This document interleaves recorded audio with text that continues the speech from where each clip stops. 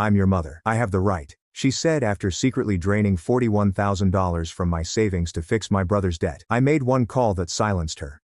I am 41 years old and I have spent the most of my adult life as the person my family calls when something needs to be mended. There are no damaged pipes or electrical problems. Money is always money. It started simply when I was 26. Linda's auto payment was a few hundred here and there. Then it increased. My brother Ryan's rent for the 8 months he was between jobs. Dad's insurance ran out, leaving him with unpaid medical bills. I was alerted about family vacations after I scheduled them with the understanding that I would give my fair share. I've never said no. That is the thing about dependability. People stopped asking questions and instead made assumptions. Ryan is 3 years younger than me. And if there is one constant in our family, it is that he has always been the golden child, the athlete in high school, the kind guy at family gatherings, the one who could do no wrong, even while he did everything wrong. He worked 5 different jobs in 11 years, bought a truck he couldn't afford, and married a woman who shared his taste for luxury goods. Linda and Mark grew softer with each passing autumn. I was the one holding the pillow. Ryan bought his home 5 years ago and I realized it was a stretch. His credit was weak, and he barely had enough money to make a down payment. But Linda was overjoyed.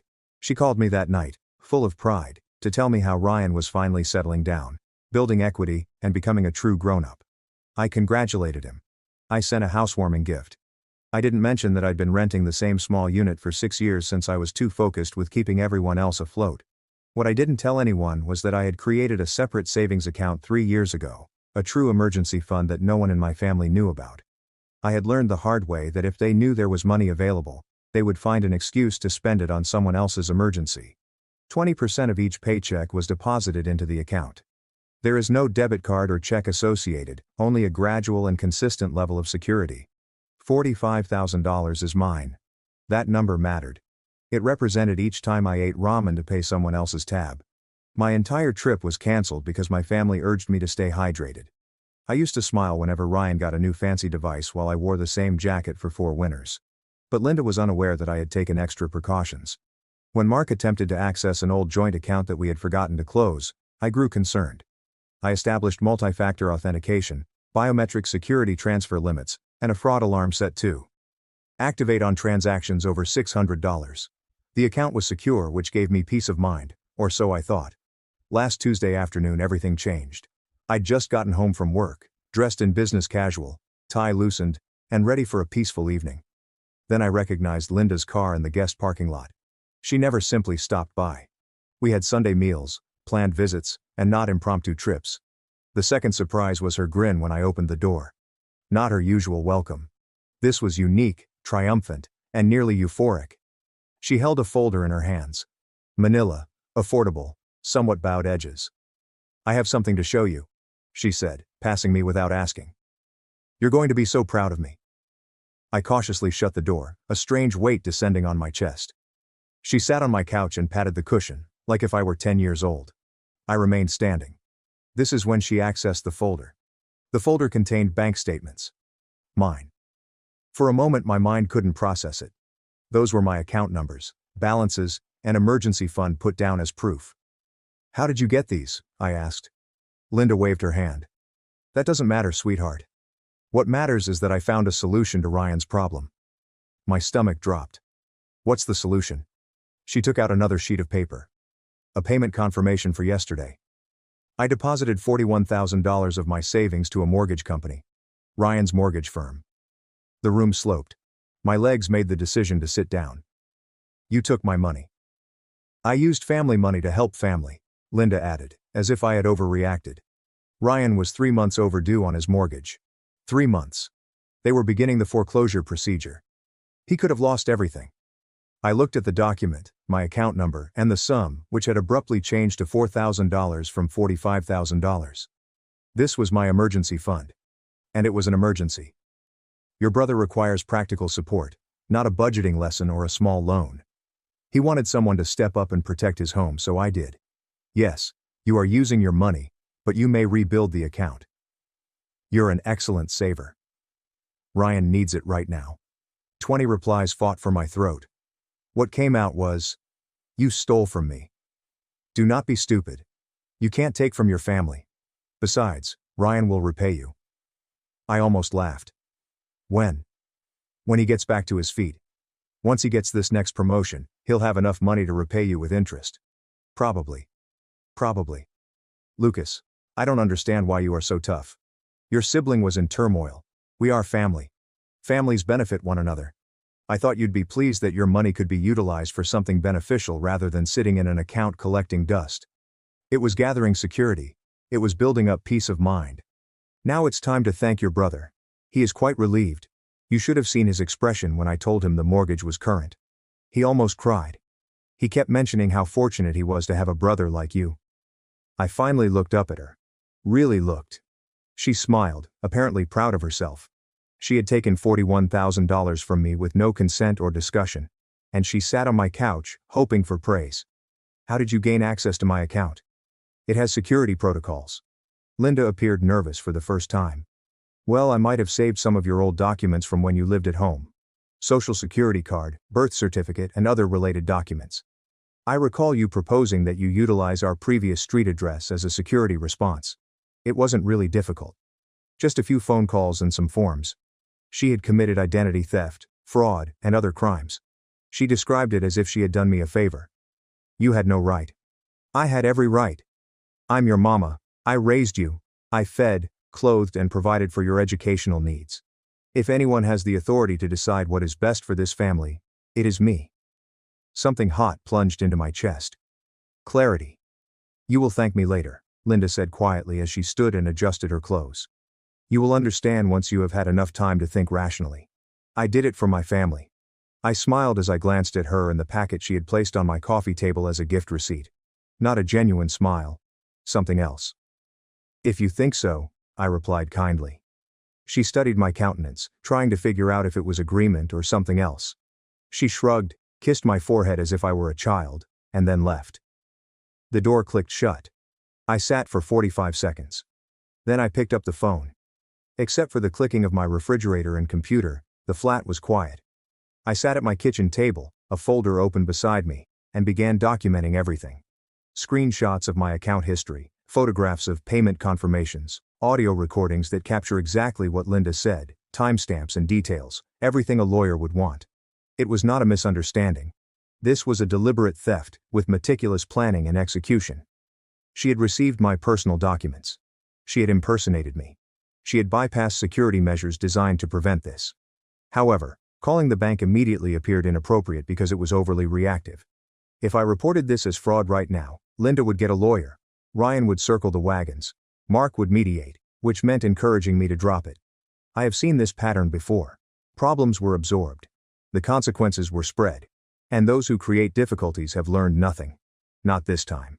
I spent an hour looking into bank fraud and identity theft protocols. The information was evident. If I reported it soon away, the bank would freeze everything, reverse the transaction, and possibly file a report with law enforcement. Ryan's mortgage payment would bounce. He'd be right back where he started, only worse, because bounced payments incur penalties and late fees. Linda would know exactly what I had done. There was poetry in that immediate outcome, but it seemed unnecessarily simplistic. They would simply feel abused by the bureaucracy.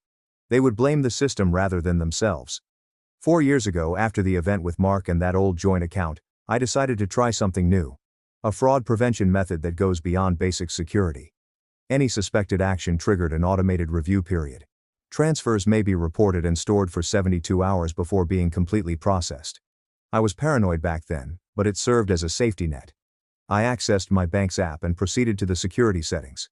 The fraud review process was still in operation and Linda's payment confirmation date indicated that the transfer had place yesterday afternoon. Thus it was still inside the review window. I called the bank's fraud prevention service. When the individual responded, I respectfully informed them that I needed to report unlawful access. The representative's tone changed to professional and efficient. Then she asked what I wanted them to do. I want the transaction reversed and my account frozen. No one may access it except me in person with photo identification. We can definitely do that, Mr. Hale. Given the circumstances, we will need to file a formal fraud report. Because the amount surpasses our threshold, legal action will most likely be taken. I paused. This was the nuclear option.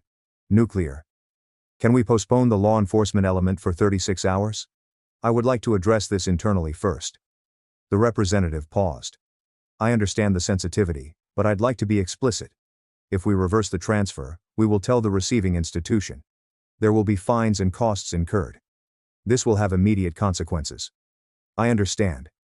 Reverse it. I'll handle this right now. The reversal will occur within an hour. I hung up and looked at the phone. Within an hour, $41,000 would be returned to my account, and Ryan's mortgage firm would be notified that the payment had been blocked due to fraud. Linda's phone would ring, Ryan would worry, and we'd both realize I hadn't just accepted what had happened. I looked at the clock. 5:51. I wondered how long it would take. I made dinner, warmed up the leftover spaghetti and ate it at my table while working on my laptop. It was just another Tuesday, except that my phone was resting next to my plate. I turned up the volume and checked in every few minutes. 6:22. Nothing yet. 6:41. Still quiet. At 7:05 it buzzed. Linda sent a text message. Call me when you get a chance. There was no sense of urgency or dread, only a casual demeanor that suggested she had no idea what was coming. I didn't react. My phone flashed up at 7:12 with her name. I let it ring 5 times before responding. Thank God, Lucas. I've been trying to comprehend something. Her voice was perplexed. I'm not worried yet. Just perplexed. What is happening? It's the oddest thing. The mortgage company called about an hour ago to say there was a problem with the payment I made for Ryan. Something about it being reversible. I do not understand. I have the confirmation right here. I took a drink of coffee. That is strange. They say that the payment was recognized as illegal and reversed, but this makes no sense. I have all of the documentation. I followed the correct procedures. What techniques exactly? Linda stopped temporarily. I utilized your account details to complete the transaction. You are aware that we discussed this earlier, Linda. We did not talk about anything. You told me what you had previously accomplished. Yes, absolutely, but the point is that the payment was made appropriately. Therefore, I don't understand why it would be reversed. Do you think it's a bank error? I put down my coffee. It is not an error. This time, the pause lasted longer. What do you mean? I mean, I phoned the bank this afternoon to report the transaction as fraudulent, which it was, so they reversed it. The silence was so long that I pondered, checking to see if the call had been disconnected. When Linda spoke again, her tone had completely changed. What have you done? I reported fraud. You accessed my account without authorization, using stolen personal information, and transferred funds without my permission. That's typical deception. The bank agreed. Lucas, this is ridiculous. I'm your mama, and we are family.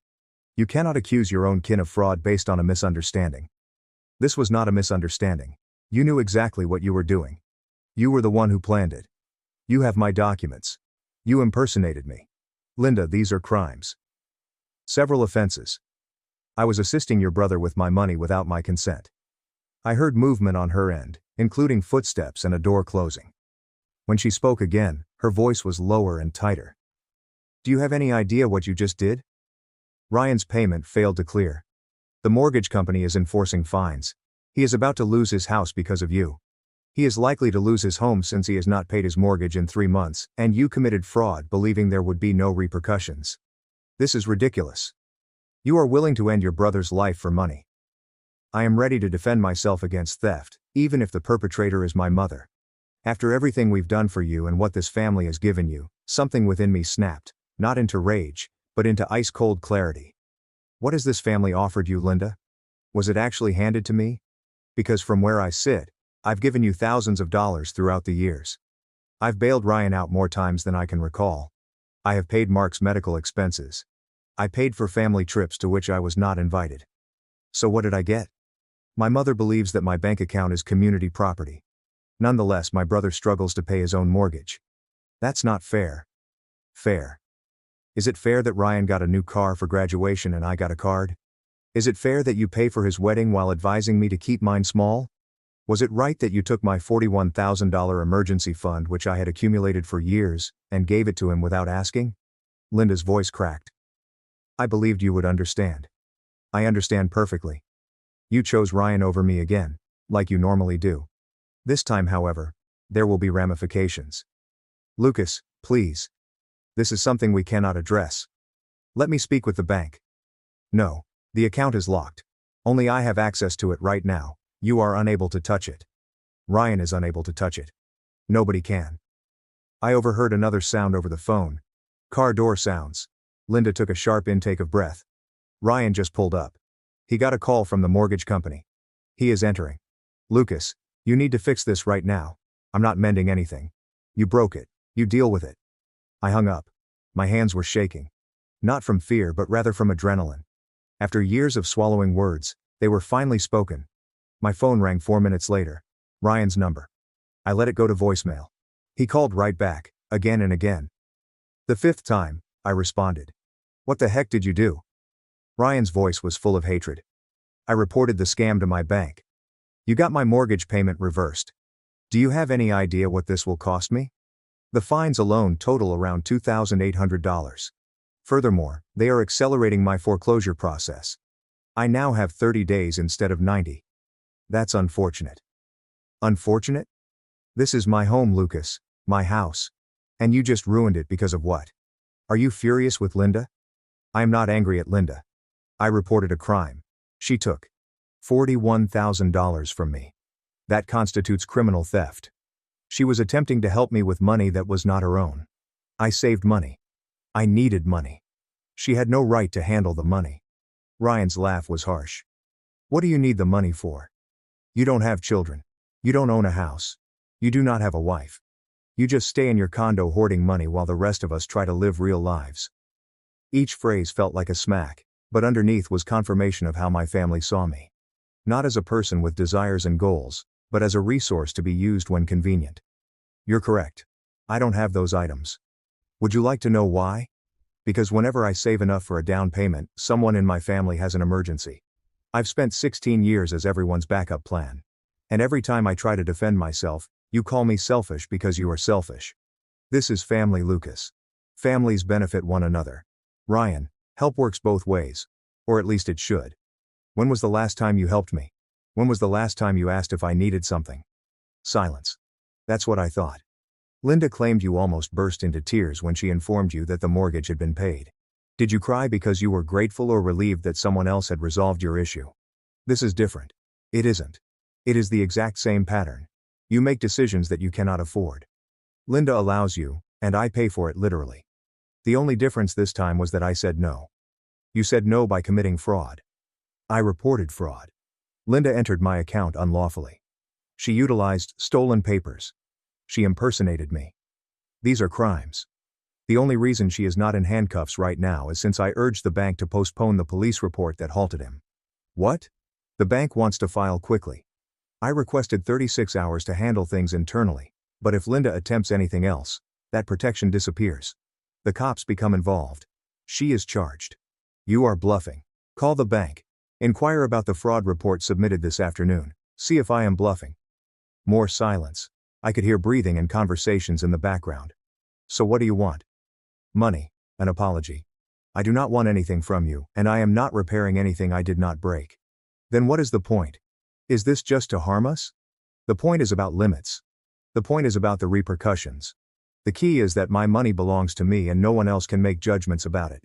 Fine, keep your money, but you are also keeping the guilt when I lose my house. No, Ryan, it is on you. You are 3 months overdue on your mortgage. How did this happen? Where is your money gone? He did not respond. The truck, I muttered as the pieces clicked together. You purchased a new vehicle 7 months ago. $49,000, when your old one worked properly. That is where your mortgage money went, was it not? My old truck had 152,000 miles and operated well. You wanted a new vehicle. You selected the new truck. When you could not afford both payments, you opted for the truck. Now you want me to feel guilty for not rescuing you from your own actions. You do not understand. I understand perfectly. You chose pride over duty. That is okay. But the repercussions are yours, not mine. Linda is weeping. She is weeping at the kitchen table. Linda is weeping because she was caught. You are really not going to help. I am really not. Then we are done. You and I. After this, we are over. Something inside of me calmed. Not sad. Relief. Okay. Okay. That is all you need to say. What else is there? You've stated your position clearly. I've stated it plainly. We disagree on whether stealing from relatives is appropriate. This appears to be a fairly basic distinction. Ryan hung up without saying another word. I sat there with my phone, hoping to feel something. Guilt, despair, and fury. But all I felt was exhaustion, as if I'd been carrying a weight for years and had finally let it go. My cell phone vibrated. A text from Mark. "Your mother is very unhappy. Call me."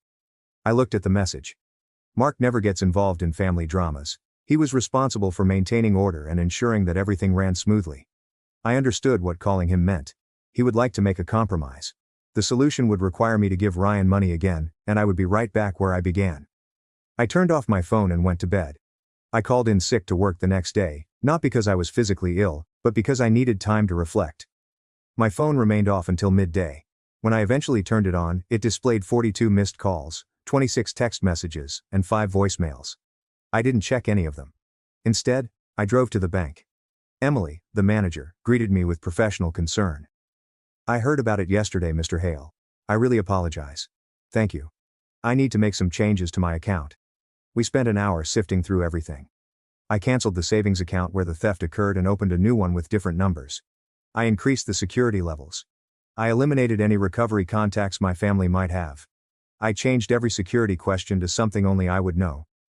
Emily replied with sadness, "I hate that you have to do this. But I get why. Has my mother tried to contact the bank?" Emily hesitated. "I am unable to discuss other customers, but I can assure you that any attempts to reverse the fraud reversal would be futile and would result in the police report we have on hold." Good. I left the bank feeling lighter. My money was secure. This time, it's actually secure. My phone rang as I was driving home. An unknown number. "Lucas Hale is speaking. This is Sarah Mitchell from First National Mortgage. I'm calling regarding Ryan Hale's account. Our records show you as an authorized contact." "I'm not an authorized contact. You have old information. I'm calling to discuss payment options for yesterday's return payment." "I'm not discussing anything. The mortgage is Ryan's responsibility, not mine. I understand how delicate this is. However, I wanted to see if there could be a private deal to avoid foreclosure." So there it was. The mortgage company is looking for money from anyone connected to Ryan. There is no agreement. Ryan must handle this himself. "Mr. Hale, your brother has 30 days before we proceed with the foreclosure. If there is any way you can assist him." Number. My family took $41,000 from me to pay Ryan's mortgage. The bank rejected it as fraudulent. That is why you are calling. Now you're attempting to shame me into freely surrendering money that I've already taken. The answer is no. Don't call this number again. I hung up and blocked the number. That evening Mark called. "Lucas, what do we need to talk about in this situation? About what you're doing to this family." "What am I doing?" "Mark. Linda stole from me. She committed fraud. She made an error. It is a mistake to use excessive salt in soup. This was calculated. She took my documents, impersonated me, and committed a crime." Mark sighed. "Your family, not you, is incorrect about the legalities. Families work through difficulties. I did not make matters worse. I prevented a crime from having no consequences. Your mother is distraught. She hasn't eaten much in 3 days. Then perhaps she shouldn't have stolen $41,000. The money would have simply remained in your account. You weren't using it. So there it was. The essential belief. My money was not on my mind. That money represented my security, safety net, and future. Just because I'm not using it right now doesn't mean it's available for others to take. Nobody was taking. Your mother borrowed on Ryan's behalf without asking, without permission, and without a realistic repayment plan. That is taking. That is stealing." Silence. Then quieter. "What do you want me to say?" "Your mother was mistaken." "Okay, she was wrong. But what's done is done. The question is, what should we do next?" "We do nothing. Linda is struggling with the consequences of her decisions. Ryan deals with his, and I defend what is mine. If Ryan loses his house, he will lose it. This does not signify the end of the world. He can rent. He's capable of downsizing. He can make different choices." "You sound extremely cold." "I sound finished. I've been the family banker for 16 years, and the only time I draw a line I get chilly. I'm selfish. I'm wrecking the family. Have you heard how it sounds?" Mark did not respond promptly. He changed his voice, making it sound older. "Linda would like to know if you will attend Sunday dinner." "No, Mark. I'm not sitting at a table pretending everything is fine when everyone believes I'm the villain. If you want to eat dinner with me, we can do so somewhere else. It's just us. However, I no longer prepare meals for my family. Are you truly willing to destroy this family for money? I am prepared to defend myself against those who think my boundaries are negotiable. If something destroys the family, it may not have been as strong in the first place. Mark hung up without a goodbye. I stood in my kitchen, phone in hand, feeling the gravity of what had just occurred. I had virtually cut myself off from my family. I waited for guilt to strike. It didn't arrive.